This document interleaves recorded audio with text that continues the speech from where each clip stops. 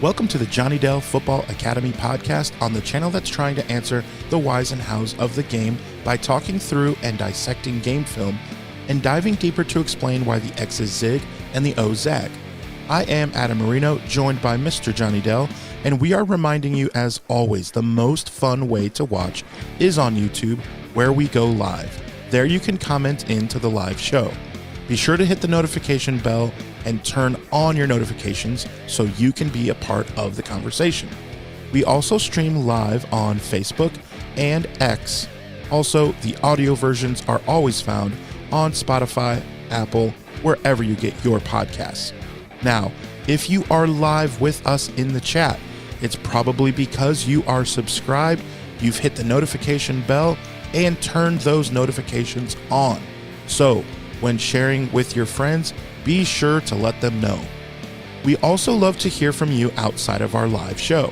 Email us at jonnydelsfootballacademy@gmail.com, and you can always check out the website jfa49.com, as it is the most fun way to support the channel. Also, the way we boost the chat and boost the algorithm is to type out hashtag JD49. Sorry, just turning off my AC in here. How's everybody doing? Give me a quick mic check. Adam is not here. He is just finished setting up his new phone at T-Mobile, so he couldn't make it in here. But we have breaking news just a little bit over a half hour ago. The 49ers traded for Osa Odigizua. Everybody say it with me, Odigizua. We have Osa Odigizua, defensive tackle from the Cowboys, who is now a 49er. We were wondering what the 49ers were going to do to bolster their interior defensive line and just their defensive line in general. This was a team that last year was dead last in sacks. They only had 20 sacks as a team. They needed some pass rush help. They needed somebody who could come in and also play a lot of base downs. You know, the 49ers had a couple guys in Kalia Davis and Jordan Elliott who played significant snaps at defensive tackle last year leave. So Jordan Elliott has signed with the Tennessee Titans on a 2-year, $8 million contract. And Kalia Davis has walked out the door. What's fascinating is Osa is actually, I think he's a year younger than Kalia Davis, as wild as that seems, because it seems like Osa's been in the league for a really long time, and Kalia Davis is just getting started. But Kalia Davis just had so many injuries early along. So this is somebody, I love the addition here. I'm not hugely in love with the price because I really like the third round of this draft, but they sent a 2026 third rounder. I do believe they might package some of their fourth rounders to move up in the draft to get a third round pick back. They may be looking at if they can get a second round pick for Mac Jones, of dealing Mac Jones. And so I think they want to have at least 4 or 5 picks in the top 125. And they don't have that right now. So this is a little bit surprising, but you have a big time guy to address an area of drought, an area where they were not flourishing last year, and that is defensive line and somebody who can get to the passer. He hasn't been necessarily sky high in sacks, but he is a very productive guy as far as pressuring and affecting the quarterback. I know everybody gets tired of sometimes of pressures, but really when you look at most negative plays that happen in a game, whether it be forced fumbles, a quarterback running into a fumble, or interceptions, big time incompletions, they happen when the quarterback has been affected, when the quarterback's hit, when the quarterback's hurried, when the quarterback is pressured. And he does those things. He pressures quarterbacks and he hits quarterbacks. If you look at last year, even after they traded away Micah Parsons and they brought in Quinnen Williams, and they had a more of a rotation there in Dallas, you know, he was tied for 12th in the league for quarterback hits at 22. Guys he was tied with were Danielle Hunter, Odafe and I had it earlier, trying to remember who it was. But it was three guys that you know of, guys that got big contracts this year. I just posted it. Micah Parsons, that was the other guy. He was tied with Micah Parsons for quarterback hits on the year. And what's wild though is you look at the numbers on that, and the guy who they were right behind was Nick Bosa, and Nick Bosa only played 6 games. Nick Bosa had 23 quarterback hits in 6 games. That's just wild. So what big thank you here for Lockerius for 4208 at what's the 4208 mean? Is there something special in there? Maybe it's 428. A little 420 reference. I don't know. But thank you. He says, finally caught one of these live. Have a beer on me, bud. I will have probably a body armor. I'm not a drinker, but I appreciate it. I appreciate it very much. I had forgotten I had this. We have the foghorn for the super chat. So thank you so much for that. We will light the foghorn for that big time trade here for Osa. Really, people have asked, about, does this mean something about Micah Williams rushing from the inside? Does this mean something about Alfred Collins and saying that he's a waste? No, I don't think it's either one. The big thing that the 49ers have is they've needed to address the area where Yetur Gross-Matos has played. They really, really value that spot. Yetur Gross-Matos was a very long, athletic guy who could rush from the inside on third down, still hold up against the rundowns. Remember that Yetur Gross-Matos had a pretty decent contract last year, and so but he's been having chronic knee problems. He could not stay healthy. He could not be relied upon last year. That it was just they couldn't really rely on him. Remember, he signed a 2-year, almost $18 million contract with the 49ers last year. I do believe that they're going to be now looking to, or he's a free agent now. So they don't have him. There's no interest in bringing him back. And somebody, the cough medicine reference. Yes, I do get messed up on cough medicine. But they value that spot. They want that spot to succeed. When Yetur Gross-Matos signed that contract, it was really loaded up for last year. Like they were trying to keep him around in 2025. This last year he was a pretty decent cap number, and then they pushed so much that they pushed a lot of it in void years onto next year, and so he's currently a $5 million dead cap figure. So they really like that guy who can be that specialist pass rusher in that area. The problem was that Yetur Gross-Matos didn't bring a lot as far as base downs. So if you asked him to try and play more base downs, that wasn't the vision for him. It wasn't, and because he's a defensive end. And so it created this weird thing where he took up a roster spot where base downs, you weren't going to play him at defensive end. That's where you were going to play Sam O. That's where you have Michael. That's where you have Nick Bosa. That was the vision for the primary rotation on base downs at defensive end. You're not going to play him base down at defensive tackle. That's where they had their rotation of Alfred Collins, Jordan Elliott, Kalia Davis, and CJ West. That was their main rotation there. So the 49ers generally have a rotation of 7 or 8 guys, and then you get Bryce Huff, who's your speed rusher off the edge. The problem was they had 2 guys who were defensive ends who pretty much were just pass rush specialists and didn't bring a lot to the base downs. And so when they started to get all these injuries, those are roster spots that really made it hard to function as a defense. You're trying to ask Yetur Gross-Matos to play more base downs when you're trying to already limit his amount of snaps to only the pass rush downs because of the knee. Bryce Huff is having to come in and play defensive end when he's a specialist speed rusher. And so you don't have that's not a good defensive end for you on base downs. Well, what Osa does is he says, okay, I can be that third guy or that fourth guy for your pass rushing situations, and I can play base down defensive end or defensive tackle. He played most of the snaps for Dallas over the last 3 years as far as defensive tackle, and he's very good at it. He can hold up against the run.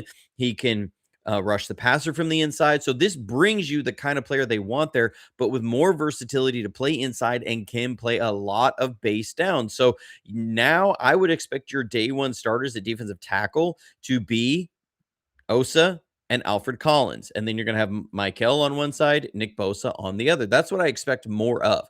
And then potentially a fifth guy to be kind of on the line / outside linebacker, that kind of type, like what they were trying to do with Luke Gifford. But I think somebody who probably is more athletic and trying and can drop and rush or drop into coverage a little bit better. But it gives you that as your base downs. And then your pass rushing sets is going to be Nick Bosa, Osa Odigizua, Michael Williams, and then at least right now, Bryce Huff. I don't know if they're in love with Bryce Huff's cap number this year. I think we're not gonna see if Bryce Huff will be on the team until after the draft. I think after the draft is when, if they get a speed rusher, maybe in the first round, that's starting to look like something that's a possibility here. That they would go after one of those guys. If TJ Parker is there, I don't think Cassius Howell actually does fall to 27. I know that's being a thing, but I don't see it there. Derek Moore possibly being there, Gabe Yakus. I think Gabe Yakus is more of that mid-second round, but if you don't think he's going to be there at the end of the second round, then you do pick him in the first round. Probably would be considered a reach, but that's exactly what the 49ers did with Ricky Pearsall. They didn't think he was going to be there at the second round, so they picked him in the first round. So, and so, that's what kind of situation you're going to have here is Bryce Huff is here until the draft, and we see what happens there. If they really, really like what they get in the draft, then you might see Bryce Huff get moved. So it's not as much the base salary for Huff this year; it's his entire cap number. So it's that you're adding the 5.3 on to what his cap number is right now, and I want to say he's something like an $8 million cap number. I will check on that really fast. I have everything pulled up. Let's see what Bryce Huff's everything is here. So 2026. I don't know. He's just a $5.392 million cap number. But at the end of this year, they have to make a decision on him right now, because if they don't do anything with him right now, his void years do start stacking up. So that's what's the situation with Bryce Huff is. Anyways, so saw another super chat in here. There it is. Cornelius. He says, meant to ask last show, what do you think of Cam Jordan joining the 49ers? I like Cam Jordan as a player. I think he's still got some juice left in the tank. I think he had 10 sacks last year. Problem is, the 49ers, you already signed Mike Evans, who's going to be 33 years old here in August.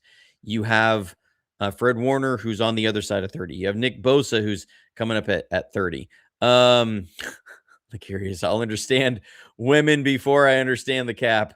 Let me get the foghorn in here too, because I'm going to forget it if I don't, because Super Chats deserve the but I just, at this point, I don't want to see the 49ers get that much older. Like I want to see that. I want to see them get younger. I want to see the young guys excel. I think if you're like, I don't see the last thing you'd want is to bring Cam Jordan in, let Bryce Huff go, and then Cam Jordan pulls a hammy there at the end of training camp at his age, and then he's got this lingering hammy all year long, and you brought him in, and I just don't want to see that. So, yeah, I'm not in love with the idea of Cam Jordan. So, but anywho, that's where I'm at. I do want to now jump into, because you have no idea how much effort went into trying to make this happen.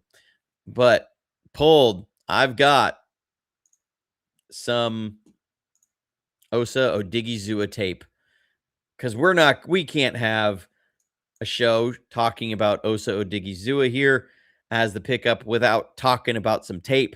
Pulled his tape as fast as I could.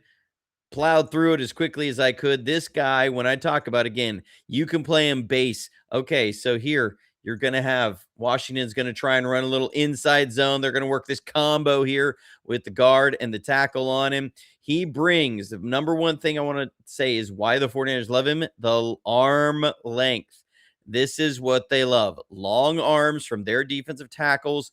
They love these guys who can press, keep guys off of them, okay, because they can do this, the hand fighting, the dictating engagement, the ability to shove these guys off, slip them, then go make the tackle. This is against one Brian Robinson, who was with the 49ers last year, but you see him here able to work this. This is that long arm defensive tackle. They love these long arm defensive tackles where they can dictate the engagement, shed guys, and make a move. Love it. You're going to see this guy run these things base downs. He's not just your pass rusher. He is a super athletic defensive tackle, a guy who can play 3 technique. You see him out here as a 3 technique. Watch the double swipe move. This guy has a nasty double swipe move. He's going to beat this guard and get a hit on the quarterback. There's the double swipe move and then press vertical and get a hit on one Jaden Daniels, who has to bomb this ball out here into coverage, and he can't make a really accurate throw on it. Leads him too far to the sideline, all because you get some pressure right up the gut from Osa Odighizuwa coming in here with those long arms to shed with the double swipe. I love it. You can see that. There's that double swipe, that long arm, that attack to be able to pin on this side and then swipe and get that off of there. The athleticism and the power just to run right through it. Again, long arms, what that means is that when you go to attack these guys, they have to set and attack early.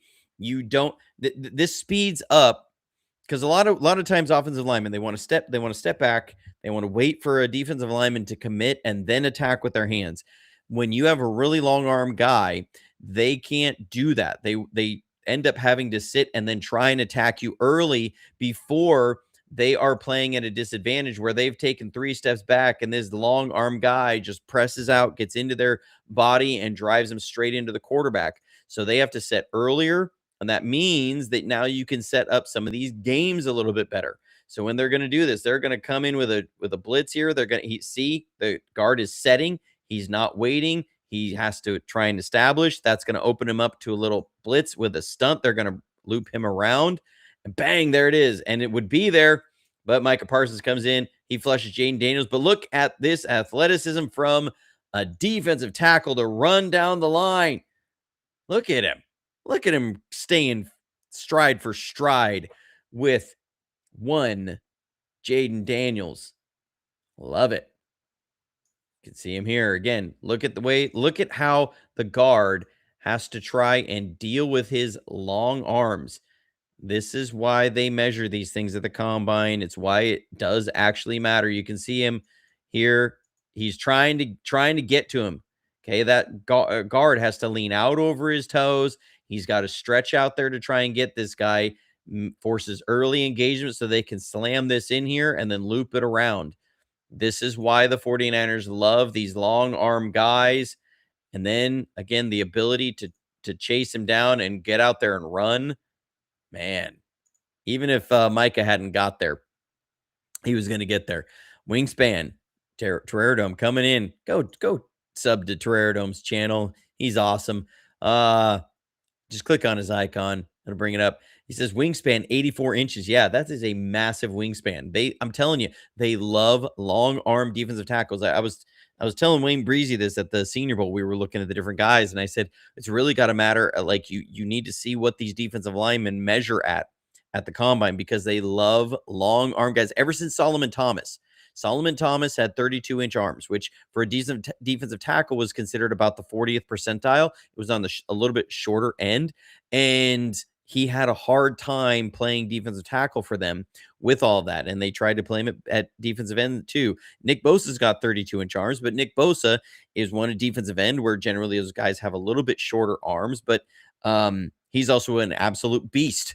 And ever since Solomon Thomas, you look at their guys, they've been long arm guys, especially interior. But you look at his Javon Kinlaw that they had in 2020, big time wingspan. You have Michael Williams, big time wingspan. Drake Jackson, big time wingspan. Alfred Collins, big time wingspan. Osa Odighizuwa, big time wingspan. They love long arm wingspan guys. That is what they're all about. So they love these long arms. Here, you're going to see it again. He's able to get in here, attack. This looks like this is the exact same play, but this time you don't have Micah Parsons flushing Jaden Daniels. And so now you get to see the same issue here, right? The defense, look at this from this angle. The guard's head is way out over his toes. If this was skiing, we'd say he's out over his skis. He's out there leaned way forward. He's off balance. He's trying to dictate the engagement because this guy's got long arms. It's going to lead to this bang right in here again. And then you get the loop around. And so he's coming right at him. So Jaden Daniels is going to throw this to a guy with a 5-yard bump cushion. Like this is serious.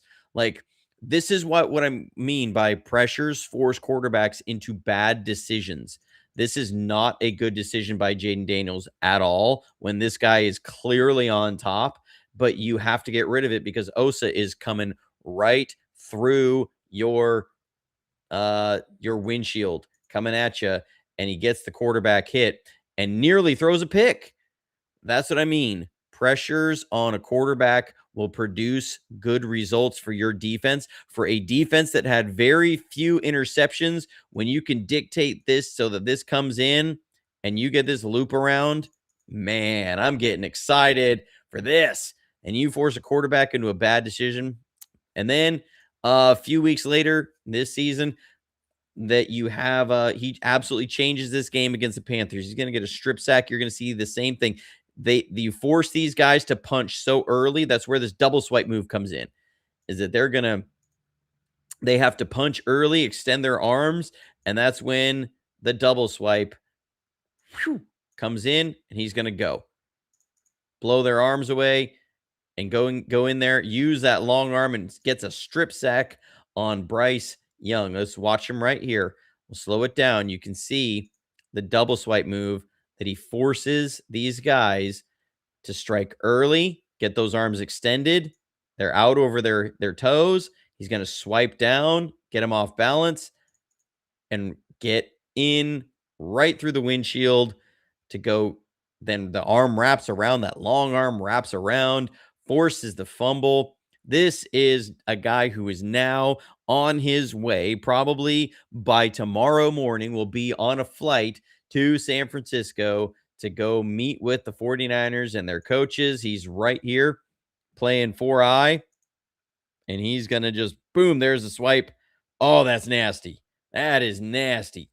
And you love the little celebration at the end. Love it. This is a guy, everybody's looking it up for me. 93rd percentile arms, 86th percentile hands. Look at that. Lisa coming in with a super chat says 84-inch wingspan. Lisa's barely 6 foot tall. And she says his wingspan is over a foot, over 2 feet, almost taller than she is. Yeah. I mean, this dude's got long arms. There it is. All right. David, he says, I just got here. What did I miss? You missed so much. There were free giveaways of cars. There was a special guest spot by Nick Bosa on here talking about how excited he is to play with Osa. Then we went to the film. So sorry you missed all that. You have to go back and watch it on the replay. But in all, super excited about this pickup for Osa Odigizua. I would like to see them find some way to get draft picks back. I think they want a 3rd-round pick for Brandon Ayuk. That's what this tells me. If you're willing to ship off a 3rd-rounder for Osa and not have a 3rd-rounder in this draft with the way that they want to go, I think the rumors were that they were going to release him today at 4 o'clock Eastern time. That didn't happen. So and what's come out now is that the 49ers are willing to hold on to him well into the draft because they want a draft pick back for Brandon Ayuk. And I don't blame them. And if I'm them, yeah, absolutely. It doesn't cost you anything. Like, it does not cost you money to have Brandon Ayuk on your team at this time of the year. It doesn't cost you cap room. But that's what they're saying, is that he wants to, at least that's what it was at the start of the show. I don't know if anything has happened since the start of the show, but they want a draft pick for him, and I don't think I don't begrudge them at all for that. There's going to be some there because he's going to have a market. This is a wide receiver needy league, and there's going to be some guys open in the last few minutes, because I got to bug out of here within about 5 minutes because we have some nasty thunderstorms coming through my area, and I need to get home before that happens. But Niner Way, just want to address these. What's your opinion on the age of the offense, and do you think they were bad at drafting? Here's the thing. When I look at the 49ers and I say, okay, they won 13 games last year, including the playoffs. It's hard for me to say that a team that had over 2/3 of the players that were playing significant snaps for them last year were homegrown, to say that they're just bad at drafting. What they don't have, they have a lot of role players. They have a lot of guys who have done well. Like, if you were building a Madden team, this would be a lot of 80s. They don't have a lot of 90 plus. So, they have a lot of good players. They don't have a lot of just like stratospheric game changers that are young. That's the issue. So is like, I don't think, like, if I look at their last draft class, I can't sit there and say there's a lot of bad picks in there. I really like Micah Williams. We saw his effect in the run game. When you go and look at this defense, just look at their games against like New Orleans, against Arizona when Bosa was still there. This defense was nasty. It was absolutely nasty. As the injuries piled up, then a lot of their defensive metrics just started to nosedive. And I will say Cody Alexander put out a great piece, really great piece this afternoon about that. He went and looked at a lot of things. It stressed how they were doing everything. Really, the loss of Fred Warner. When you lose a guy who was as good in zone drop coverage as Fred Warner, and Tatum Bethune was just not anywhere close to that, that really made life harder for everybody. So like, I look at it and I say, Renardo Green, not terrible, didn't have a terrible year, but has not been. You want to see him as a top 20 player in this league, or corner in this league, and he's not there. D Winters had some really good flashes, really, really good flashes. Also had times where it just seemed like he'd disappear and he wasn't making splash plays in it, and he wasn't really, was out of position sometimes. When you look at Malik Mustafa, dude can fly downhill. He can lay the wood. He can be a big time stopper. He can have great range. Was inconsistent. Marquise Siegel, incredible trigger. Great metrics of closing from deep safety down. Really struggled with communication in the back end last year. Really struggled with it. So, like, I look at that and I go, I don't know if I say they're bad at drafting. They need these guys to take another step and develop more. Now, that's part of what happens when you are on your 5th defensive coordinator in 5 years. So, that's just the nature of it. So I don't think they're bad at drafting. I think they haven't had top tier development, and they haven't hit on absolute blue chip players. So that's how I would look at it. I mean, like, Upton Stout, there's a lot of promise there. Needs to take another step. Malik Mustafa needs to grow, needs to take another step. Marquise Siegels needs to grow, needs to take another step. Alfred Collins needs to grow, needs to take another step. CJ West needs to grow, needs to take another step. Micah Williams needs to grow, needs to take another step. Dominic Puni had a down year. He needs to grow. He needs to take another step.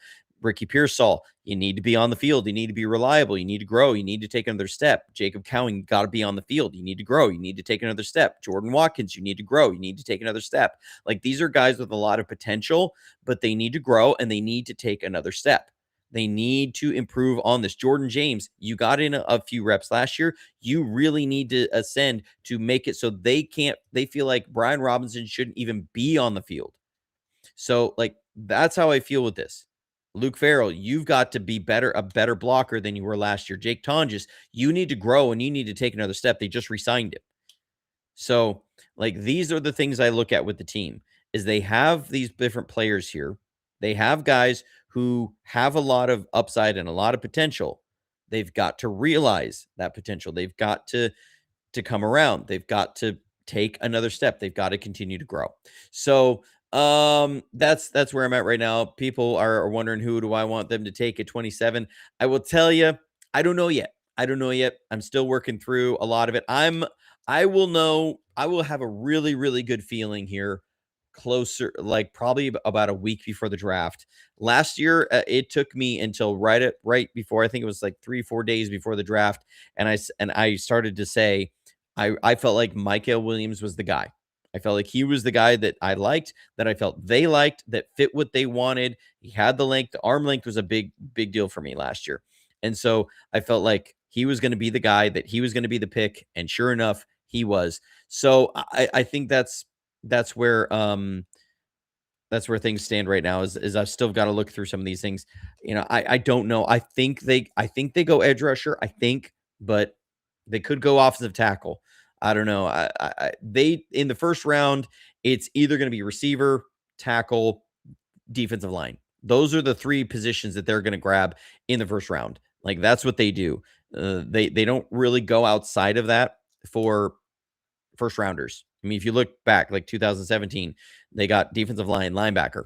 That was the only first round linebacker they did. 2018, they went offensive tackle. 2019, they went defensive line. 2020, they did defensive line, wide receiver. 2021, they went Trey Lance, but then they did three first round picks for that. So it went out there, but they have their quarterback. They're not doing that anymore. So that was 21, 22, or 20, 21, 22. That they didn't have any of those guys, or 21, 20. Anyways, you guys know what I mean. 24, they end up going get Ricky Pearsall. Then 25, they get Michael Williams. So it's going to be tackle, receiver, defensive lineman. Those are the three premier, like, big needle mover, really, really expensive positions outside quarterback. They tend to get the really expensive positions in the first round. So that's where they're going to be looking at. So I've been looking at some of the receivers, looking at some of the defensive ends. That's where I think is going to be. I don't think they go defensive tackle now. They really like Alfred Collins, and you now get Osa Odighizuwa. So they might go speed rusher. I'm really thinking it's going to be offensive tackle or wide receiver. I think that's where they go right now. So, but we'll see as we dive into it. Thank you guys so much. Thank you all for the super chats. Big time appreciation for everybody checking in and the super chats and supporting. We'll let you get back to your Wednesday night. Until next time, stay safe, stay healthy, and as always, go Niners.